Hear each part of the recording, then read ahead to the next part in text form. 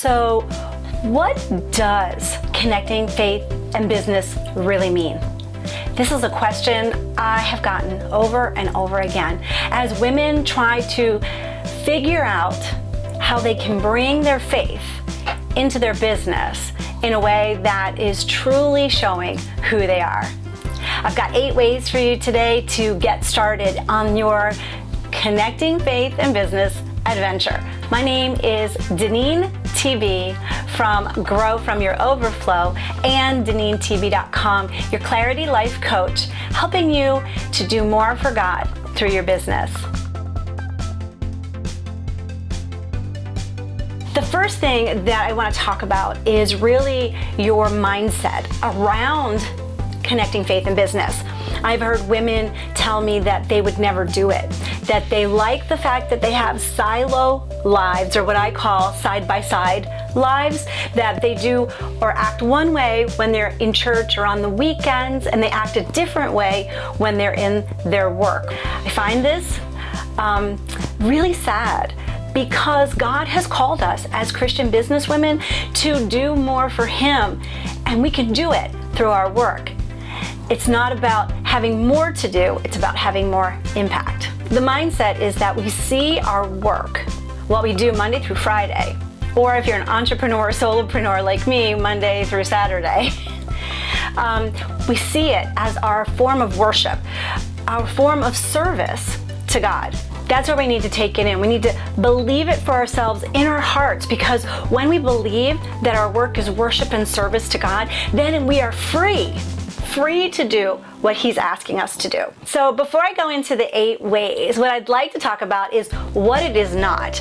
Because I think a lot of times people are afraid that they're going to offend someone at work, or they're going to get in trouble at work. And so I want to just kind of take that fear away by telling you what it is not. And it's not about you wearing a cross every day to work, though you may want to do that. It's not about putting up verses or inspirational quotes that are AKA from the Bible in your workspace or in your area, though it can look like that. It's not about you starting a Bible study at your work during lunchtime. All of these things, I think, are things that people think they need to do when they're bringing their faith into the workplace. And what it really is about is how you're authentically showing up. What I really want to do, and I'm going to read it from my phone, is give you a verse that I think really puts this all together. And you may have heard this verse before. It's from Colossians 3:23, and it says, "Work willingly at whatever you do, as though you were working for the Lord rather than for people." So I think this is the help with the mindset, with getting you in a position where no matter what you do, no matter where you are showing up as the same person, integrated, living what I call the seamless life in all parts of your life. So if you're liking this video, I would love for you to give it a thumbs up, like it.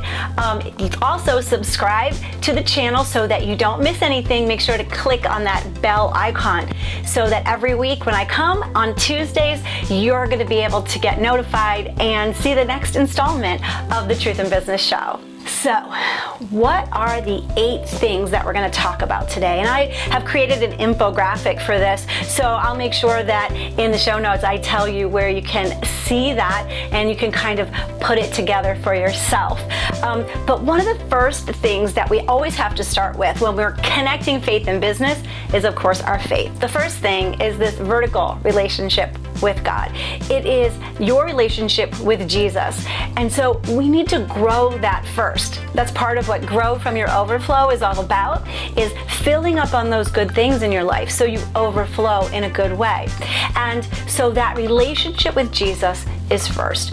We can't be aligned with what He wants us to do. We can't connect our faith and business if we're not connected to the faith part first. The second thing I want to talk about is that you have to go back to that mindset and set your mind on God, and what you're doing for Him is to glorify Him every single time. So it gives us an opportunity to see through God's eyes, because first, we're connected to Him, and second, we are really looking for ways to glorify Him. Glorifying Him means showing His goodness in the marketplace by reflecting His attitudes and behaviors. So it's coming to work with a good attitude. It's coming to work without complaining or gossiping or participating in that. It can look like just being, what I like to say, the most helpful person in the room. All of those ways of you projecting goodness because you're reflecting God. So that's an easy way to get started in connecting your faith in your business, is to show up as you would show up anywhere else. The third thing is really being intentional and taking those steps to continually do what God is asking you to do, because in that process, He's going to transform you more into Christ likeness. And as you get braver, bolder, more audacious with your faith, you're going to be able to step into connecting the business part to it because it's who you are. So have you noticed that 3 of the 8 have to do just with God and giving Him all the glory? That's where it starts. To connect the faith to the business, you've got to start with faith. My personalized faith plan is awesome for that, and I'm going to put a link in the description so that you can check out the personalized faith plan, because what I love to do is make sure that you are connecting to God in the way that is most like you, the way He made you, the way He created you, because I don't want you to do more activities. I want you to have more of an impact. So the fourth thing is that we go to work, that you go to work, go into your business each day with the mindset of working with excellence. I don't know how many times I've seen people just doing the minimum to get by, doing their job every single day so that they can live for the weekend, so that they can live to volunteer outside, thinking that those more activities are what God is asking them to do, when it's really about doing excellent work, showing up 100% every single day with the mindset of Christ, knowing that you're reflecting Him. Number 5 is about God being able to change culture through your obedience. Imagine if all of us as Christian businesswomen were standing in the marketplace, hand in hand, arm in arm, doing the same thing, creating a sisterhood community of women who were supporting and encouraging one another. What kind of a force that we could be when we are obeying God, when we are doing what He's asking us to do, individually and collectively. I believe it can change the culture of the marketplace, that we can change the culture of our workplaces, the culture of our own companies and businesses.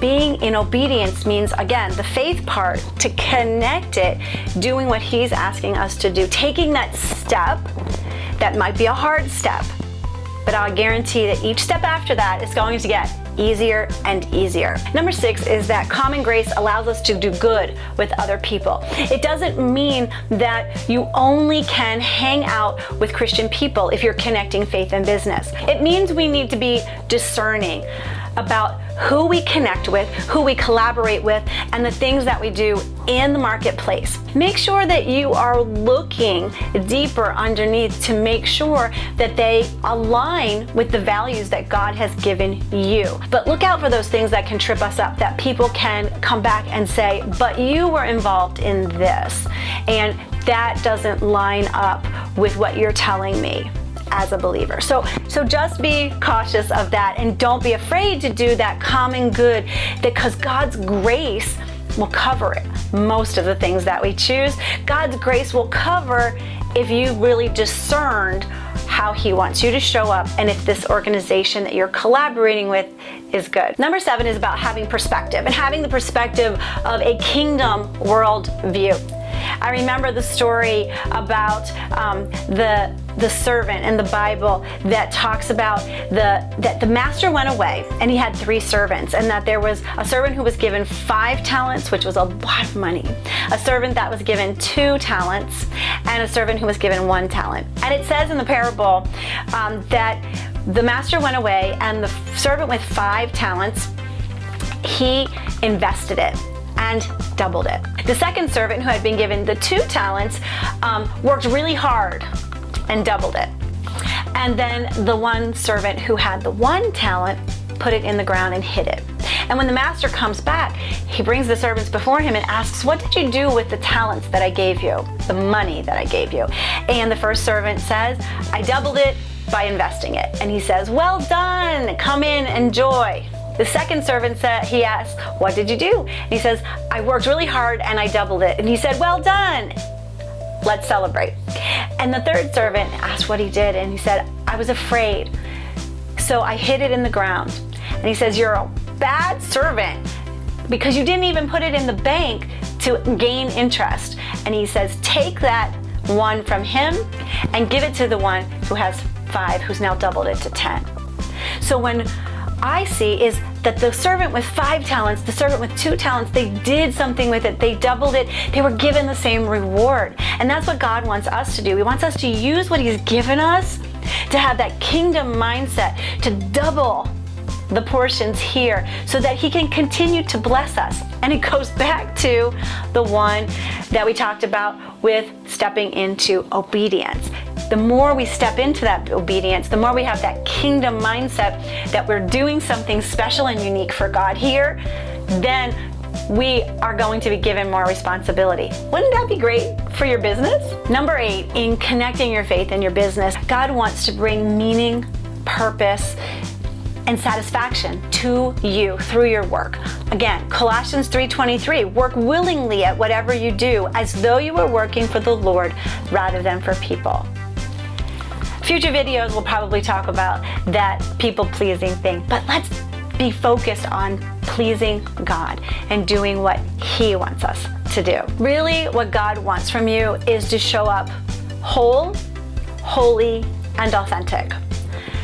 What does that mean? It means that you live your life in a way that is whole, that all your parts and pieces come together. That you live holy, that you live in a way that is distinct, that you show up with excellence. We show up with integrity. You show up in all of those ways. And that you live authentically. You live that seamless life, not compartmentalized, not in silos, not in different places.